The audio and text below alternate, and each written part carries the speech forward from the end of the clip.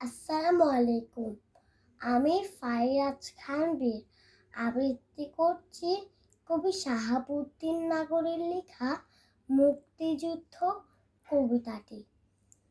দেখিনি আমরা ভাষার মিছিল, দেখিনি মুক্তিযুদ্ধ, আবার বৃদ্ধ বনিতা কিভাবে হয়ে উঠেছিল ক্রুদ্ধ। দেখিনি হায়ানা হানাদার আর দেখিনি শহীদ ভাইকে আমার, দেখিনি কিভাবে শহরে নগরে বয়েছে রক্ত বন্যা। জীবন দিয়েছে ৩০ লক্ষ স্ত্রী পুত্র কন্যা।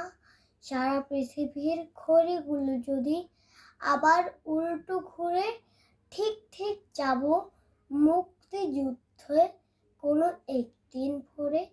ধন্যবাদ।